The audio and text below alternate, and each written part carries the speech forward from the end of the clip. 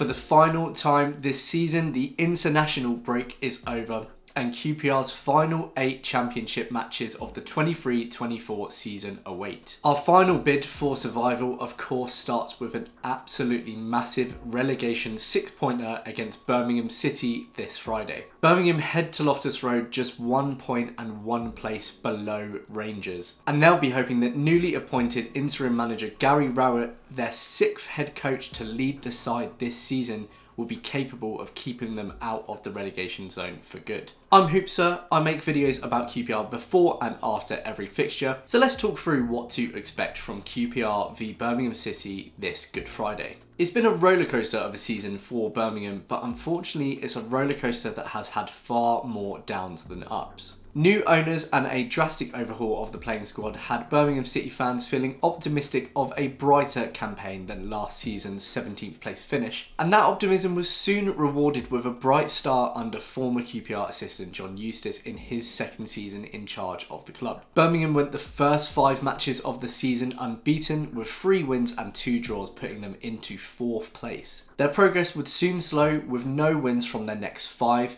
including a 0-0 ball draw against a Gareth Ainsworth-led QPR, but back-to-back 4-1 and 3-1 home wins against Huddersfield and West Brom would keep them as high as 6th place nearly a quarter into the season. To the world of football surprise though, Birmingham's new owners were not pleased with the direction of travel, announcing the sacking of John Eustace in early October. His successor, Wayne Rooney, was announced just 3 days later, and here I'm reminded of Tony Mowbray's sacking by Sunderland earlier this season, in that fans of all clubs just couldn't understand why this decision had been made. After keeping Birmingham up last season, Eustace had placed a previously struggling side into the playoffs. The 5 matches without a win wasn't a surprise to me. I think this was a team that was balancing out and finding its true position. Even in spite of those results, they were up the right end of the table. But Birmingham's new owners clearly wanted their own man in place, and the fact they opted to go for a manager that had fled to America so early into his coaching career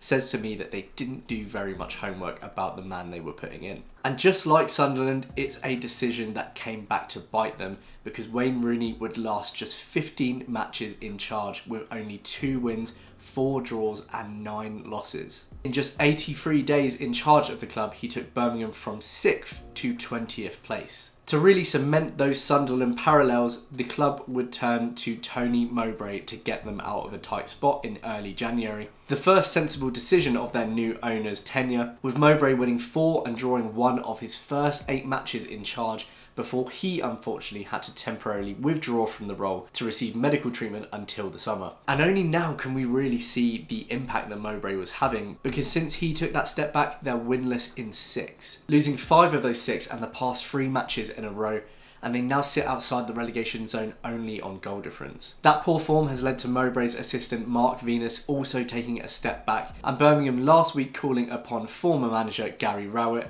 on an interim basis until the end of the season. Now interestingly, lately, like QPR, they're not a team that have been getting demolished. Their past 3 consecutive losses have all been by 1 goal margins, but they're a side that just can't seem to keep a clean sheet. Since John Eustace's departure, they've only kept a clean sheet 4 times, having kept 3 clean sheets in his first 11 matches in charge at the start of the season. And despite having 3 goal scorers on 8 or more, QPR's highest, Chair and Dykes are on 5 apiece for context, the goals have dried up too, with only 1 scored in their past 4 appearances. It's just not surprising that a side that has been led by 6 different coaches this season is lacking a clear style of play, and the squad's mentality must be all over the place. And it's even less surprising that a side that has been featuring Tyler Roberts, Ethan Laird and Andre Dazelle has been sinking like a stone. Though they may have come to their senses, having hooked Andre Dazelle at half-time against Borough and not featuring him at all in their last match against Watford. Luckily for QPR, their away form has been particularly poor. They've only won 3 times away from home this season against Bristol City, Stoke and Cardiff, and have picked up just 1 point in their past 5 appearances on the road.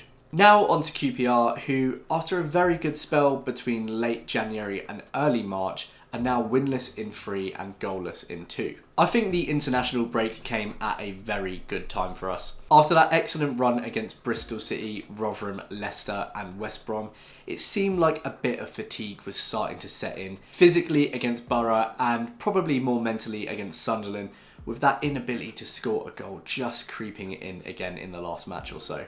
Hopefully those 2 weeks off for the vast majority of the squad will have them returning, feeling recharged and ready for this final run-in, because there is no doubting the size of this match and it really could be the final turning point for both sides. A win for either side could mark the start of a final pull away, leaving the other side buried at their expense. And anything less than a win for QPR could see us falling back into the bottom 3 if results go against us. Now usually I would talk about how poorly we fare in these types of games. Huddersfield, Sheffield Wednesday, Stoke, and all of them aside from Rotherham at home completely blown. But I just don't really feel like that about this one. I guess partly because we are still outside of the relegation zone, but mainly because despite stalling over the past 3 matches, the football has just been so much better, and I still think that this team has more to give in this final run. This match is going to be a big challenge because, as I say, in the last 3 matches, Birmingham have not been getting bulldozed, and Gary Rowett will be setting up to frustrate us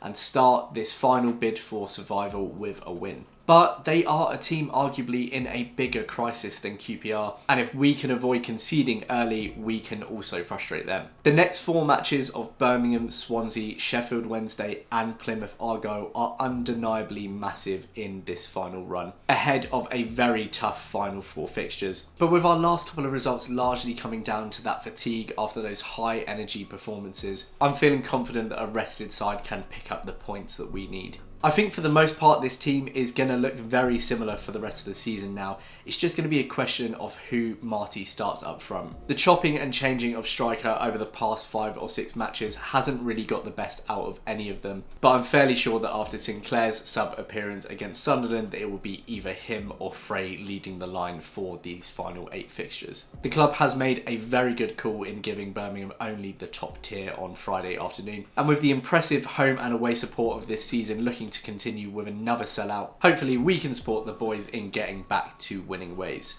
So, based on this confidence, I'm going to go with a 2-1 win to QPR. Do let me know your own predictions in the comments below. And if you've enjoyed this video, please don't forget to like and subscribe. It really helps to grow the channel. Thank you so much for watching, and I will catch you on Friday evening for my post-match reaction. Come on, you Rs.